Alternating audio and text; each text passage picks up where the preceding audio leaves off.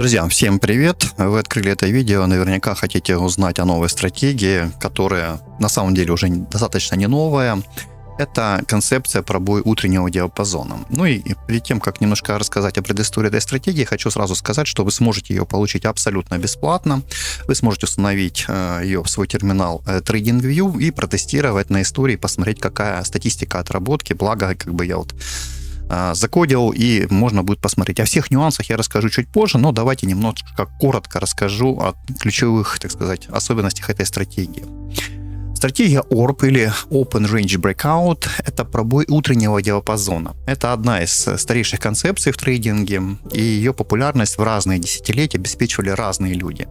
Если говорить о том, кто ее сделал золотым стандартом для дейтрейдеров, стоит выделить три ключевых фигуры. Первый – это Тоби Крейбл. Именно Тоби считают отцом современного ORB. Да, в 1990 году он выпустил книгу Day Trading with Short-Term Price Patterns and Open Range Breakout. Что он сделал? Он провел колоссальное статистическое исследование рынка и доказал, что первые от 5 до 30 минут торгов определяют направление движения рынка на весь оставшийся день. Нюанс. Его книга стала настолько редкой ценной, что в какой-то момент ее цена у перекупщиков достигала $1000. Крейбл заложил математический фундамент под то, что раньше трейдеры делали на глаз. Вторая персона – это Марк Фишер, и он дал рабочую систему как раз для масс. В своей книге The Logical Trader он описал систему ACD, которая, по сути, является более продвинутой версией ORB. И что он сделал? Он популяризировал использование конкретных временных отрезков, например, первые 20 минут, и ввел понятие информационного ряда. Его методику активно использовали трейдеры в ямах, на биржах и в 90-х, и в начале 2000-х годов. Более поздний это Эндрю Азиз в современную эпоху YouTube и доступного ритейл-трейдинга. Он сделал вторую волну популярности этой стратегии. Он автор бестселлера How to Day Trade for a Living. Что он сделал? Он адаптировал классический ORB под современные волатильные акции и платформы вроде такой, как сейчас мы смотрим, это TradingView. Сегодня большинство новичков узнают об этой стратегии из его видео и книг, где он делает упор на первые 5-15-минутные диапазоны. Почему эта стратегия стала легендарной? Да, суть ORB очень проста. Момент открытия рынка, то есть если вы присмотритесь, это происходит в такой момент. Здесь я не использую свечи, если вам будет удобно, я могу их включить, но я в основном использую бары для наглядности. В это время, да, то есть когда открывается рынок, сталкиваются ордера, накопившиеся за ночь, и это создает определенный импульс. Это первое, да, это цена формирует определенную коробку, в данном случае вы видите ее окрашенным желтым цветом, это за первые, так сказать, минут. Пробой этой коробки часто указывает на то, какая сторона, то есть быки или медведи, победила утренней схватки. Ну и третье, трейдеру остается только присоединиться к тем сделкам, которые доминируют. Сегодня ORB используют практически все, да, с институциональных алгоритмов до частных трейдеров, торгующие индексы S&P и NASDAQ. Ну а теперь конкретно мы сейчас перейдем к самой стратегии, но чуть позже обязательно досмотрите это видео, поделитесь своим комментарием. Я поделюсь с вами как раз кодом этой стратегии, ее описанием, и сейчас покажу на практике, да, как ее использовать, да, и как работать с этим индикатором. Первый момент, который нам понадобится, да, который я, скажем сказать, рекомендую вам для начала использования. Мы рассмотрим несколько вариантов, не только пробой утреннего диапазона, я подобрал несколько, скажем так, временных рядов, да, которые вы можете для себя оценить. Сейчас на графике, да, у нас находится сам индикатор, который показывает, почему. Сразу вы можете задать вопрос, почему не в виде стратегии. Хочу сразу объяснить. Ключевой момент TradingView то, что сделки по этой стратегии должны открываться четко на заданном уровне и не по закрытию свечи, а чаще всего именно бэктест через стратегию, а не индикатор, ну, скажем так, дает большие погрешности. Ну, скажем, если я хотел бы зайти вот в эту позицию, то я смог бы зайти ее не в момент пробития, да, то есть вот здесь, а смог бы зайти где-нибудь раньше, либо наоборот позже. Ну, к примеру, вот такая ситуация, да. Мы не обращаем сейчас внимания на стоп-лоссы, да, мы сейчас просто сконцентрируемся на настройках, которые есть. Важный момент для, так сказать, качественного тестирования – это выбор инструмента, на котором мы пройдем бэктест, и временного ряда. Это очень-очень важно, поэтому обязательно на этом сделайте акцент. Прежде всего, что нам понадобится? Мы будем проводить бэктест на индексе NASDAQ. Мы открываем тикер, и нас интересует индекс NDX NASDAQ 100 с биржи NASDAQ. Мы не используем NDX от других поставщиков. Да, мы берем NDX именно вот с таким названием. Сразу хочу немножко сказать, что я использую англоязычную платформу, поэтому если вы используете на другом языке, то, в принципе, вы тоже сможете ввести тикер NDX, найти индекс NASDAQ и его включить. В чем его преимущество? Да? Он будет показывать нам время работы только сессии, которая у нас открыта, скажем так, время открытия Америки, не фьючерсы. Да? На фьючерсы мы тоже это можем поставить, тоже можем задать эти диапазоны, но здесь я использую для того, чтобы как можно больше обхватить истории, которые у нас есть. Дальше, да, настройки индикатором. Давайте зайдем. Здесь есть несколько настроек, и мы с ними сегодня, как говорится, поэкспериментируем, посмотрим, какие результаты у нас используются. Итак, Exchange Time Zone, то есть время, которое мы будем использовать. Вы можете использовать разные временные ряды, но почему здесь, например, не используется какой-нибудь там, скажем, статический формат? Да? Америка и Европа — это... Скажем, в индикаторе зашит такой код, который учитывает именно реальные открытия с учетом летнего и зимнего времени. Потому что если вы, например, установите там свой часовой пояс и будете использовать данные, допустим, в Америке произойдет сдвиг с летнего на зимний или наоборот, то у вас будут, естественно, погрешности. То есть полгода у вас будут показываться неправильные данные, конечно, просчитать нельзя. Поэтому здесь я вот сделал. По умолчанию здесь задано время по Нью-Йорку, и в инструменте сразу заложено время. Вы можете выбрать время. В данном случае сразу стоит открытие в 9:30 по Нью-Йорку. Это начало постройки диапазона. И заканчивается он, постраивается через 15 минут, то есть в 9:45. Display Unit — это тоже такой важный параметр, который как бы определяет, насколько далеко будут двигаться наши, сказать, линии, на которые мы будем ориентироваться. Я как бы рекомендую поставить за 10 минут до закрытия рынка. Он закрывается по Нью-Йорку в 16:00, поэтому вот я здесь, собственно говоря, поставил как раз значение 15:50. Дальше. TP мультиплеер и стоп-лосс мультиплеер. Сейчас расскажу, как рассчитывается этот мультипликатор. Да? То есть у нас каждый день есть определенный диапазон. Это, вот, собственно говоря, вот такой вот желтый прямоугольник, сверху на зеленая линия, то есть эта линия у нас будет покупки, красная линия — это линия продажи. Стоп-лосс, если у нас установлен параметр 1, то размещается на противоположной стороне диапазона. То есть, если я, допустим, хочу зайти вот здесь, вы можете видеть, как тут, например, сработал у нас стоп-лосс. Здесь у нас сработал Take Profit, вы увидите такие определенные логотипчики, которые будут показывать, что у нас сработало конкретно в этот день. Плюс у нас будет еще статистика, да, но пока сейчас не об этом. Давайте попробуем поэкспериментировать с параметрами. То есть берем базовые настройки, TP мультиплеер 1, стоп-лосс мультиплеер 1, то есть соотношение 1 к 1.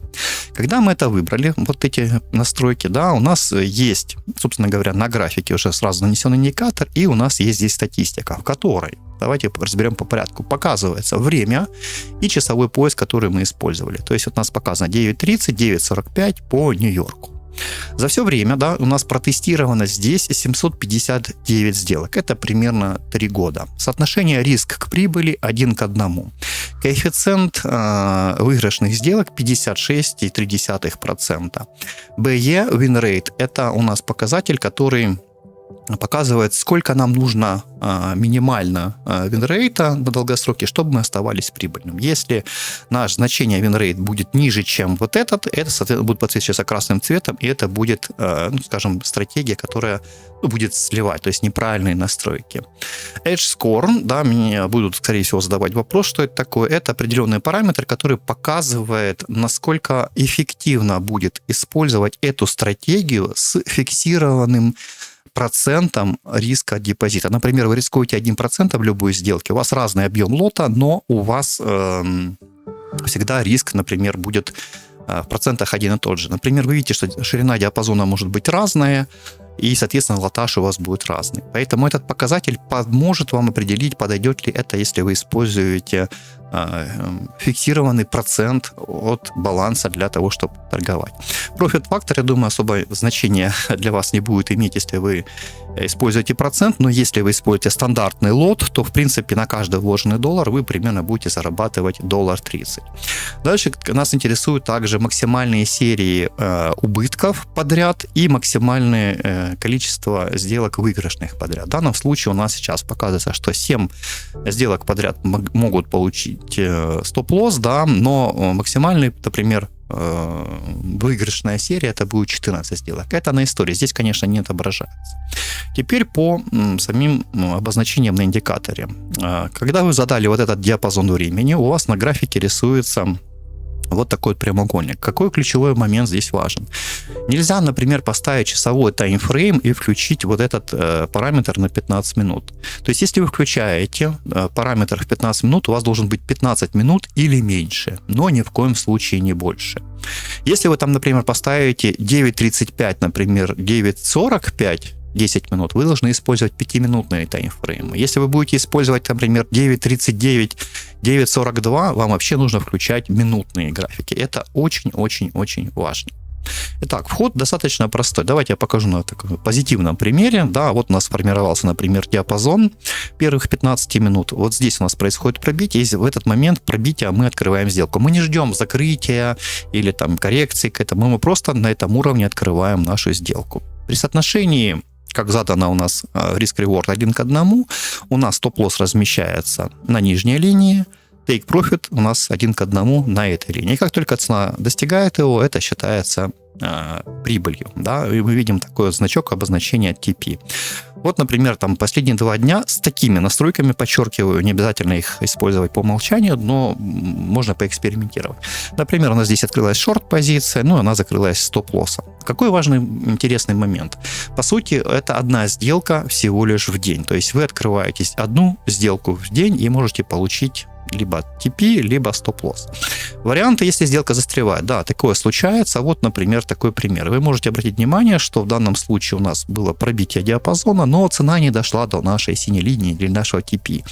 Поэтому в конце дня позиция закрывается, образно говоря, по последней цене. И если вы видите end of day, это сокращенно EOD, плюсик, это значит, что эта сделка закрылась просто в плюс. Она не достигла TP, но она плюсовая. Если у вас такая ситуация, например, вы открыли, а цена ушла ниже точки открытия, будет написано end of day, минусик, и будет подсвечено как стоп-лосс. В принципе, очень достаточно наглядно и просто.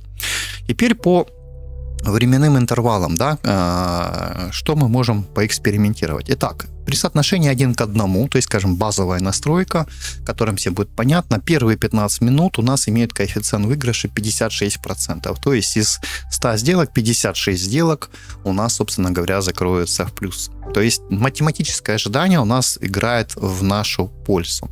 Но много кто захочет поэкспериментировать со значениями. И, собственно говоря, давайте я покажу, какие мы можем использовать значения различные для того, чтобы улучшить наш вин-рейт и посмотреть вообще, что нас устраивает. То есть, например, меня не устраивает такой маленький вин-рейт, и я хочу получить меньше подряд убытков. Конечно, мне чем-то придется пожертвовать. Я уже подготовил определенные настройки, поэтому вы остановите видео, посмотрите их, и сейчас я их при вас введу, покажу, какие у нас получаются результаты. Итак, открываем наш индикатор. Часовой пояс мы не меняем, единственное, что мы меняем время.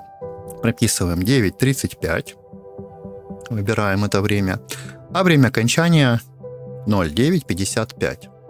И выбираем этот диапазон. Мы увидели, что здесь, в принципе, особо у нас не изменились цифры, да, все автоматически пересчиталось, но мы изменим мультипликатор TP. То есть мы сделаем соотношение меньше, чем 1 к 1. Давайте поставим, к примеру, 0,5. То есть мы рискуем, грубо говоря, долларом, чтобы заработать $0,5. В данном случае наша стратегия остается все равно прибыльной. И что у нас тут получилось? У нас получилось, что мы имеем 70% выигрышных сделок. Точка безубыточности у нас 66,7, ну, по сути, треть наших сделок. Edge Score и Profit Factor у нас положительные, и это, в принципе, хорошие значения для того, чтобы использовать этот подход. То есть мы немножко сместили интервал и получили интересную цифру. Поэтому экспериментировать с этим индикатором здорово, и можно найти интересные комбинации. Какие еще существуют комбинации, на которые бы можно было обратить внимание? Давайте еще раз посмотрим на другое время. Кстати, прошу прощения, сейчас я включил 9.35, 9.55, но забыл переключить таймфрейм. Мы сейчас включим 5-минутку и посмотрим, что у нас здесь получается. Вот, у нас тут даже получается выше цифра, да, Почему я говорю про 5-минутку, почему я сменил? Потому что если брать 15-минутный интервал, они у нас начинаются в 9:30, 9:45, 9, 10 часов. А когда мы используем вот такие нестандартные интервалы, соответственно, нам нужно брать 5-минутку, чтобы свечи четко у нас рисовались. К примеру, да, вот у нас, если взять время Сейчас у нас там, да, по Стамбулу UTC время 3, у меня рынок открывается в 16:30, и вот, в принципе, рынок открылся, первую свечку не считаю, а вот потом последующий раз, 2, 3, 4 свечки я посчитаю для того, чтобы, вот, собственно говоря, открывать позиции. Поэтому очень-очень важно. Смотрим следующие, да, показатели, которые я подобрал для вас, которые будут вам интересны. Следующий интервал мы возьмем 13:30, и время окончания выберем 13:45. 13:45. Это 15-минутный диапазон для сюда подойдет. Поэтому, если мы включим 5 минут, ничего, по сути, как бы не изменится сама стратегия. Единственное, что у вас будет мало количества сделок, всего лишь 253. Поэтому, чтобы обхватить больше интервал, включите 15-минутный интервал, и здесь мы обхватим. Что мы здесь получили? Тоже очень хороший. 72 из 100 сделок у нас закроются плюсом. Ну, в принципе, это достаточно хороший показатель. Наш Edge, Score и Profit Factor тоже достаточно большие. Максимальное количество просадочных дней 5, максимальная выигрышная серия 12 сделок. Ну и посмотрим еще один интервал. Тоже будет интересен, я думаю. Мы будем использовать тоже соотношение мультипликатора TP0.5, но время мы будем использовать 13:45-14:00. Тоже выбираем. И, в принципе, мы получим примерно приблизительно такие же цифры. Да? То есть 750 торговых дней, это примерно 3 года. 72% у нас выигрышных сделок. Edge, Score и Profit Factor положительный. То есть стратегия на дистанции будет тоже для нас интересна. Поэтому с этим всем можно спокойно экспериментировать, подбирать под свои активы. Благо, что у нас можно переключать под разные... Да, под Америку, под Европу, UTC формат. Можно делать различные комбинации. Здесь, как говорится, полет фантазии очень-очень большой. Ну, а теперь, собственно говоря, перейдем к самому коду, который я обещал вам дать. Итак, переезжаем на другой экран. Собственно говоря, вот этот код, да, который я хотел вам показать. Вы сможете его скопировать. Ссылочка будет в описании, и QR-код будет сейчас на экране. Это, собственно говоря, код, вы можете его проверить полностью, что никуда там в будущее не заглядывает, то есть чистый код. И вот, собственно говоря, можете сейчас поставить на паузу видео и посмотреть, да, сканировать данный QR-код, он приведет нас как раз на вот эту страницу. Ну и снизу описание, к сожалению, я его не делал на русском языке, я сделал его на английском, но на что я хочу обратить внимание, чтобы вы использовали тикер вот такой вот, NASDAQ, NDX на 5 и 15-минутном таймфрейме. Если вы будете использовать вообще какие-то там 38 минут, 47 минут, например, то, конечно, используйте минутные графики. Но сразу хочу сказать, что у вас количество торговых дней сократится, и статистика будет, ну, скажем так, маловато.